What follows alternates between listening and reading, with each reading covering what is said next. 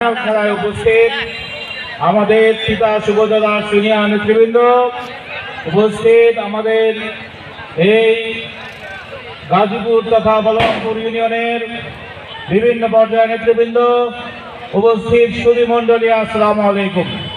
অল্প কিছুক্ষণের মধ্যেই দ্বিতীয় পর্যায়ে খেলা শুরু হবে। বক্তব্য দীর্ঘ করার সুযোগ নাই। আপনারা জানেন, আমরা গত 15 বছর এই ধরনের ফুটবল টুর্নামেন্ট করার অনেক চেষ্টা করেছি, কিন্তু আওয়ামী ফ্যাসিস্ট, বাকশালী, স্বৈরাচার, গণহত্যাকারী খুনি হাসিনার ওই প্রশাসন আমাদের এই ধরনের কর্মসূচি, এই ধরনের খেলার কোনো অনুমতি দেয় নাই। আমরা বলতে চাই, খেলাধুলার পরিবর্তে এই খুনি হাসিনার প্রেতাত্মারা এই তিতাসে ছাত্র জনতার যুবকদের হাতে কলম তুলে না দিয়ে, খেলাধুলার সুযোগ না দিয়ে মাদক তুলে দিয়েছিল। তারা চেয়েছিল এই তিতাসের যুব সমাজকে মাদক শক্ত করে সম্পূর্ণভাবে ধ্বংস করে দিতে। তারা চেয়েছিল এই ছাত্রদেরকে, যুবকদেরকে পড়াশোনা না করিয়ে কলম হাতে না দিয়ে দিয়েছিল অবৈধ অস্ত্র। এই খুনি হাসিনার প্রেতাত্মারা এই তিতাসকে সন্ত্রাসের অভয়ারণ্য সৃষ্টি করার চেষ্টা করেছে। 5ই আগস্ট ছাত্র জনতার গণঅভ্যুত্থানের পূর্বে বাতাকান্দি বাজার সহ অনেক জায়গায় আমাদের ছাত্র জনতার অনেক ছেলেমেয়ে গুলি খেয়েছে।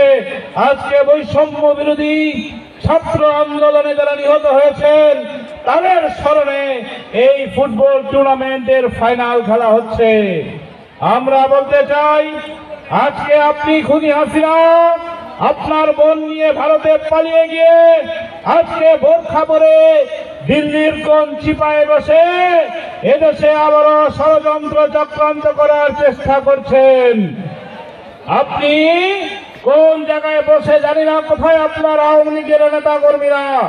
গত 8-9 মাস আওয়ামী লীগের কোন পর্যায়ের নেতা কর্মী খুঁজে পাওয়া যাচ্ছে না, কিন্তু 16 ফেব্রুয়ারি নাকি অবরোধ করবেন, 18 ফেব্রুয়ারি নাকি কঠিন হরতাল করবেন। আর আওয়ামী লীগের মতো নির্লজ্জ দল আছে?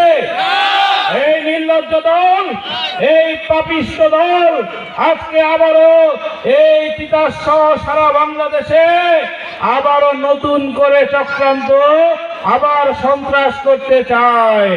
তিতাসের মাটি থেকে পরিষ্কার ভাবে বলে দিতে চাই, আগামী 16 তারিখ 18 তারিখ যদি ওই নিষিদ্ধ ছাত্রলীগ, ওই বর্জ্য যুবলীগ, এই আওয়ামী প্রেতাত্মাদের যদি মাঠে দেখা যায়, তবে তিতাসের জনগণ, ছাত্র জনতা এক হয়ে এই আওয়ামী সন্ত্রাসীদের পিঠের চামড়া তুলে নেবে। আওয়ামী লীগকে কোনো সুযোগ দেওয়া যাবে না। আমি আমাদের আওয়ামী লীগের যারা তিতাসে থাকেন পরিষ্কারভাবে বলে দিতে চাই, তিতাসও আপনাদের বাসস্থান, বিএনপির নেতাদেরও এই এলাকা বাসস্থান।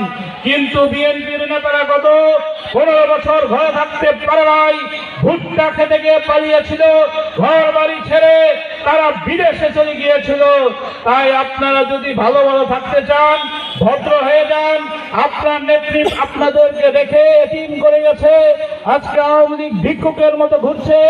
এই এতিম আওয়ামী লীগকে পরিষ্কার বলে দিতে চাই, যদি ভালো থাকতে চান আগামী ফেব্রুয়ারি মাসে আপনাদের বাতিল নেত্রীর কথায় রাস্তায় নামবেন না।